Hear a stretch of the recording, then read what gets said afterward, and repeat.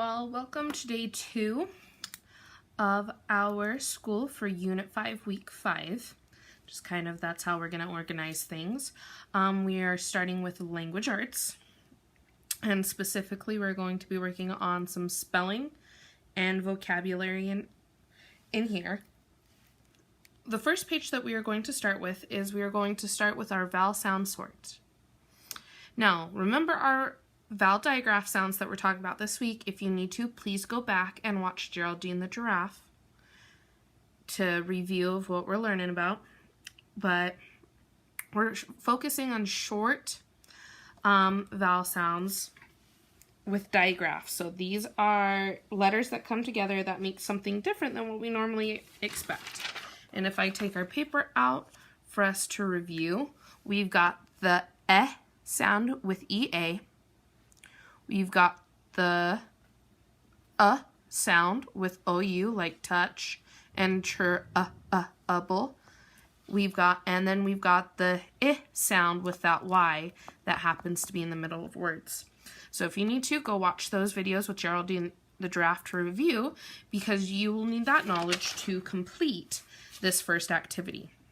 This activity you are going to do by yourself after looking at our examples. So what we have is we have two sides that we need to sort these 8 words.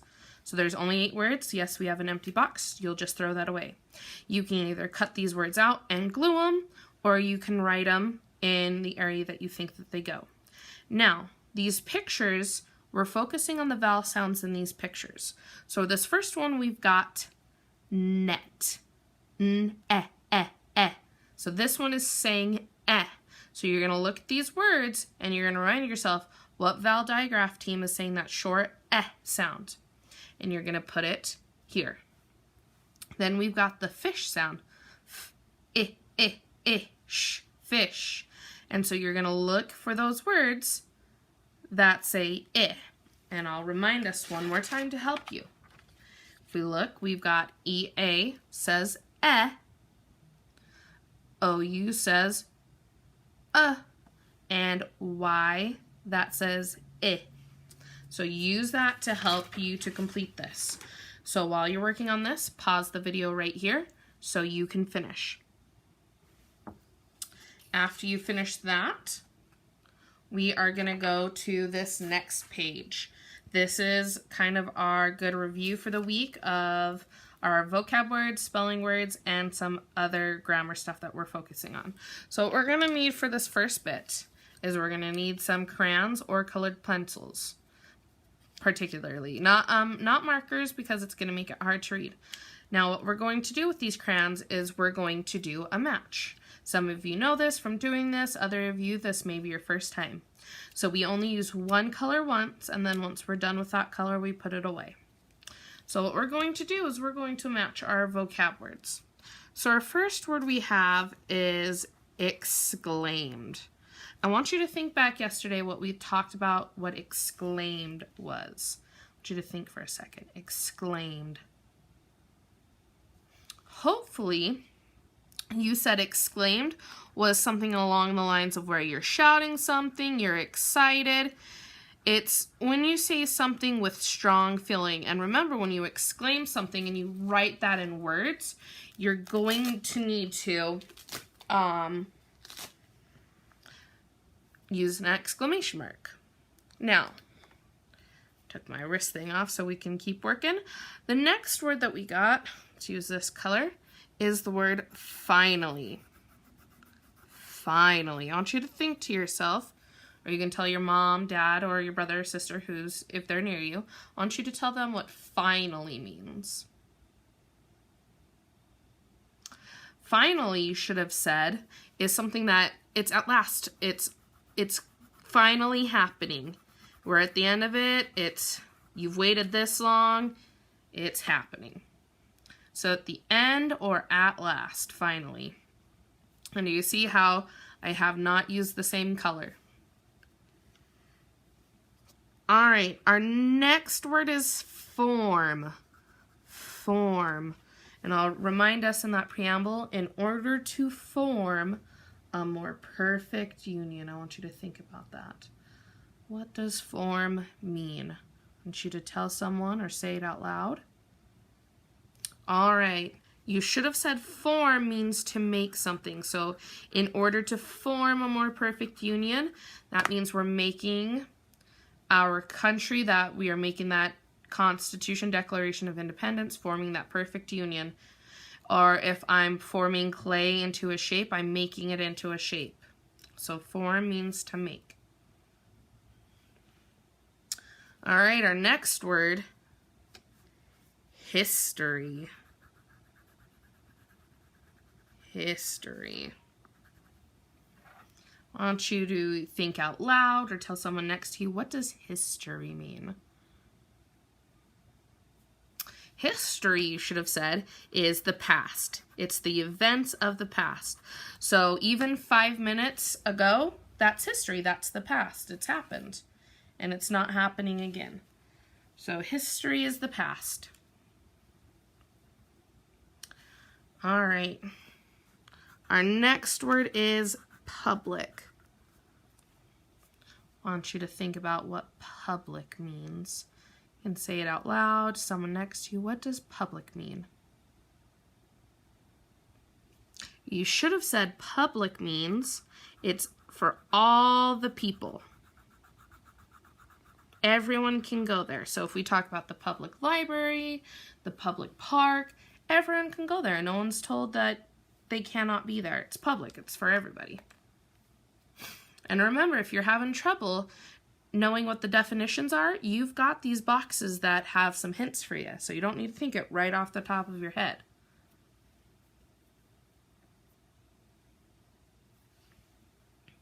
All right. Our next one is rules. I think you guys know what this is. I want you to tell someone sitting next to you, what does rules mean? You should have said rules are things that tell you what you can and can't do. They guide you how to act. Those are rules.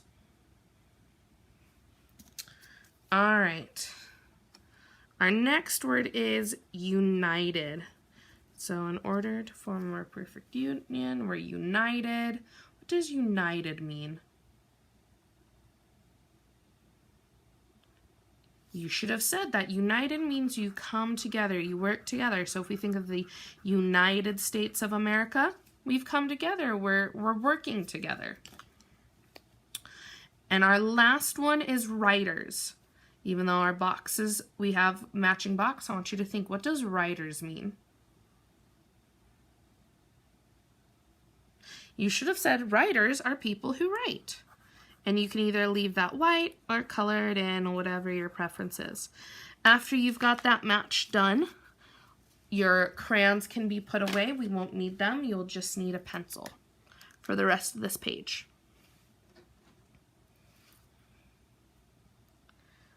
Okay. Now what we're going to do is we're going to do some pronoun-verb agreement. This means we're going to be working on some grammar, and we're going to read sentences with our two options we have.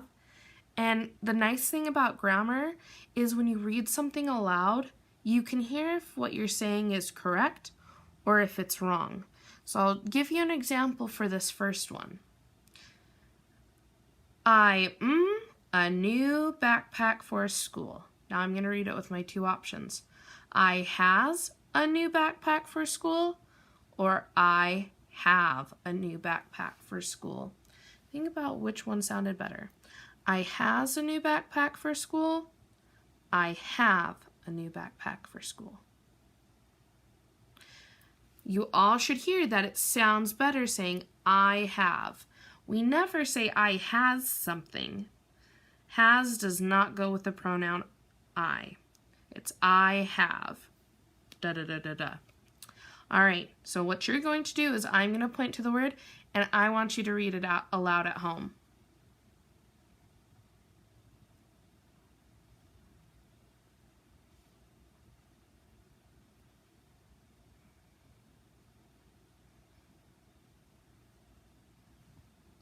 So you read that with your two options. So what we have is your house has a small white fence?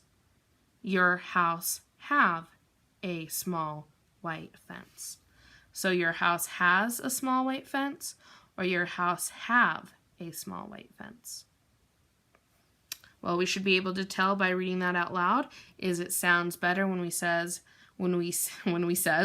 say your house has a small white fence.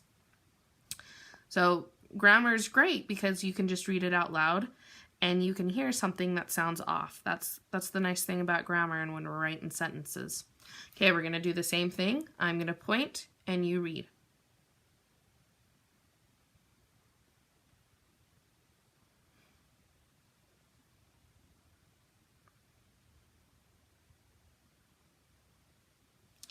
So we read those two options. They be helping us earn money. They are helping us earn money. What would sound better, they be or they are? Well, by reading that aloud, we should hear that they are sounds more appropriate. They are helping us earn money. Okay, let's continue on to our next one.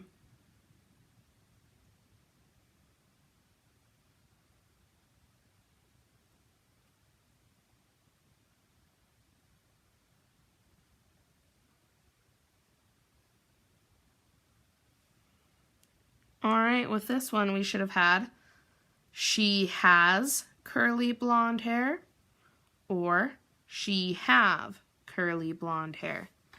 Well, by reading that aloud, we should be able to tell she has curly blonde hair.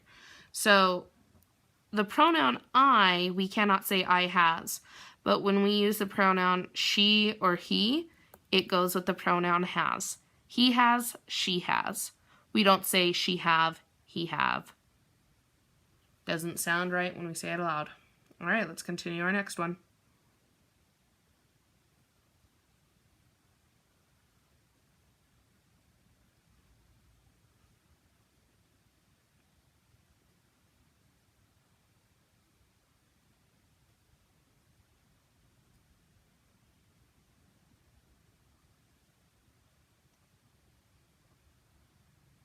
I like your guys' effort. This one has some tough, long words in it.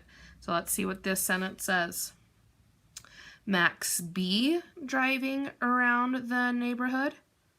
Max is driving around the neighborhood. Max be driving around or Max is driving around? Well, saying that aloud, we should have Max is driving around the neighborhood. All right, our last sentence.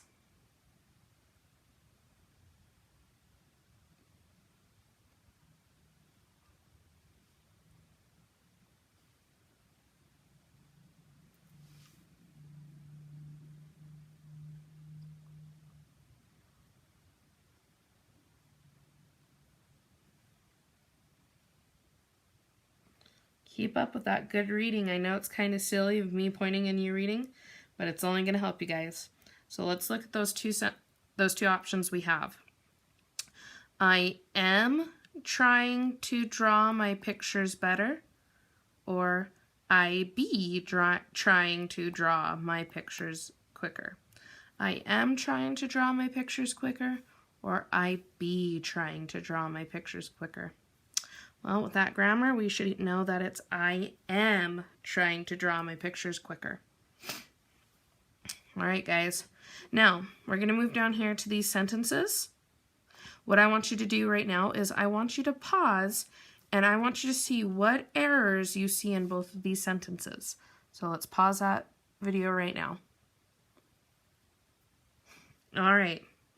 You guys should have paused it and really searched for those errors yourself. Now, the first thing I instantly know when I write a sentence, regardless of what the sentence is, I know I need an uppercase. And this doesn't have an uppercase. So I need an uppercase of some sort. Now, there's 3 different ways to end a sentence. A period, exclamation mark, or a question mark. So let's see what our sentence is trying to say. He got in trouble in the gym. Well, am I shouting anything? No, so I don't need to exclaim anything with an exclamation mark. Am I asking a question? No. What I am is just making a statement, so I do need a period at the end.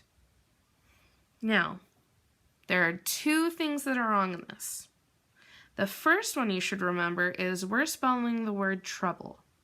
Trouble does have a U, but it's got that digraph team O-U. So I'm just going to put an O right there so I remember to write it. Now, you should have recognized the word gym. We're not using a J this week for that word gym. We're not spelling the name gym. We're spelling the gym that we work out in. So that is going to be a G. Because remember, G is scared of that Y and it's jumping in its boots. So when we rewrite this sentence, we get he got in trouble in the gym. And it is okay if you run out of space. Just try to write it as nice, as neat as possible. Pause that video here so you can finish copying down that sentence. All right, number 2. Same thing. I've got to start with an uppercase.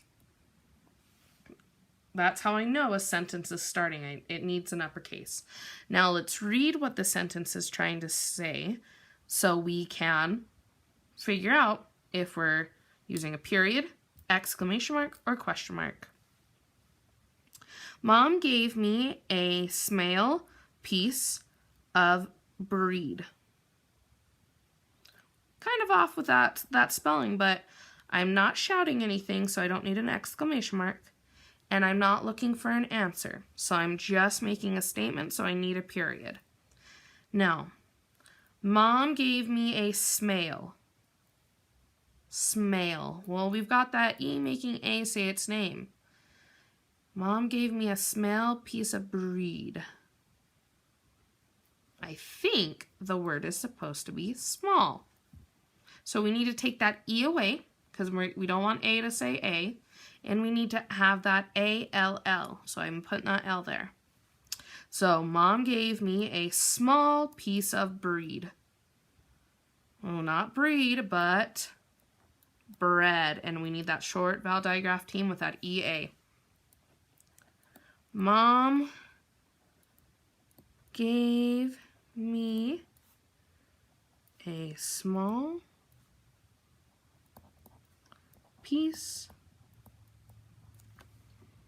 of, and remember, it's okay if you go off the line. Keep it just nice and neat as you can. Bread, period. All right, nice. Pause that video here to get that written down.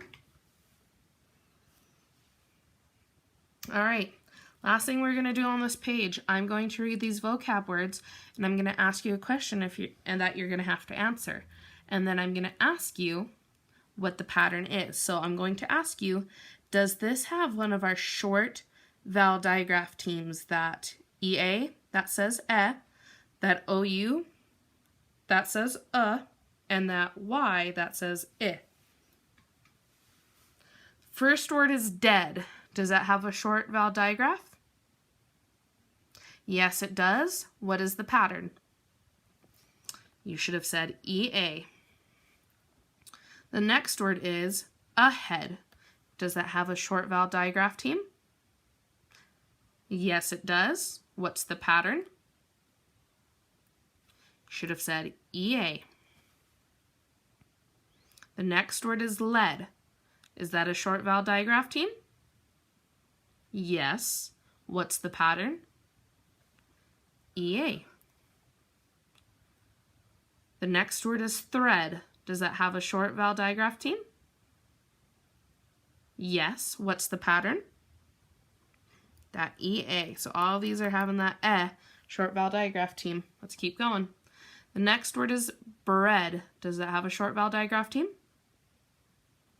Yes. What's the pattern? That EA. The word is breath. Does that have a short vowel digraph team? Yes. What's the pattern? EA. The word is touch. Does it have a short vowel digraph team? Yes. What's the pattern? OU.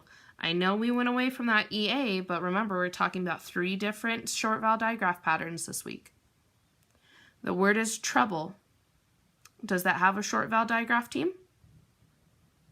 Yes. So what's the pattern? OU. That's saying for that trouble, it's saying that short U sound, Okay, the word is gym. Does that have a short vowel digraph? Yes. What is the pattern? Just that Y. That Y is acting as an I, so that's why it gets to be in the middle of a word. Okay, the word is myth. Does that have a short vowel digraph? Yes. What's the pattern? Just the Y. Okay, the word is small. Does it have a short vowel digraph team? Nope. It doesn't. It has the aw sound with that ALL. Okay, the word is chalk. Does it have a short vowel digraph team? No. It's got the aw sound again, like small. Awk. Okay, the word's instead. Does it have a short vowel digraph team? I hope you guys said yes, it does. What's the pattern? That EA. Because if we look, dead, ahead, insta, ed. It's saying that EA is going Okay, the word is whole. Like a whole cake. Does that have a short vowel digraph team? No, it doesn't. It has bossy E, making O say its name. Okay, words. Does it have a short vowel digraph team? Nope, it doesn't. It just has a bossy R with OR. Okay, that page is done. Next page that you're working on, spelling code. This can be done by yourself. So what you're doing is, I'll give you the first example. Some of you know how to do this. If you know how to do this, go on without Miss G. If you need me, keep watching. So what we're going to do is we're going to look at the letter that we have. This says 7. I find out what a 7 is. A 7 is a G. So I write it, cross it out. Okay, the next one is 25. I find the 25. That's a Y. I write it and cross it out. And the next letter is a 13. Find what a 13 is. It's an M, and I cross it out. And I've spelt one of our spelling words. The word is gym. So you're going to want to find the letter and then cross it out. I'll do one more example with you. 4, that's a D. Cross it out. 5, that's an E. Cross it out. 1 is an A. Cross it out. And then a 4 again, that's a D. Okay, just make sure you remember to cross out what you do. And that's that page. Pause this video now while you're finishing up before you move on to the last page. All right, last page with some spelling stuff and some words, looking at words. This is a high frequency word graph. You've been doing some graphing with math. We're going back to using the graphing for words. And what you're going to need is you're going to need crayons. Now, each word is going to tell you what color it is. So our first word is anything. And the color is blue. So I'm going to just color that blue so I know anything is blue. So I'm going to look through here, and every time I see the word that I need, I'm going to color it the color it told me.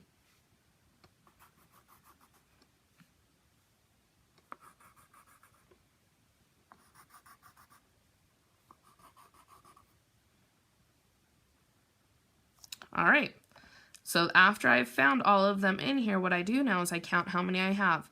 1, 2, 3, 4, 5. Then I find the word on the side, the same word, anything, and I'm going to color in 5 boxes. 1, 2, 3, 4, 5.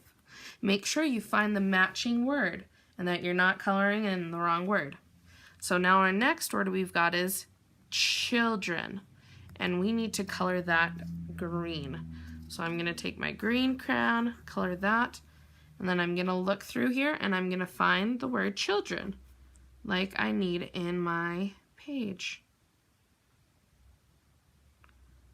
Wow, how many children did I find? Just one. So I find that same word and I color it in. Okay, I'll do one more example on this with you guys and then you'll finish the rest of this page yourself. So our last example that we'll be doing is everybody, and I need to color that yellow. So I'm going to take my yellow crayon, I'm going to look for everybody.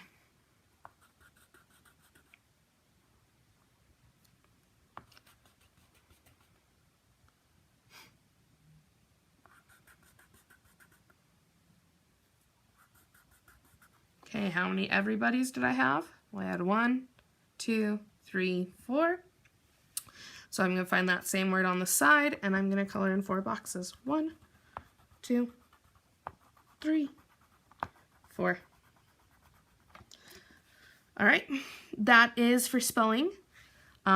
Keep up the good work, guys. This study, it's going to help you make sure that when you come back, you haven't missed anything. If you have any questions, make sure you ask Mom and Dad, and they can always email your teacher.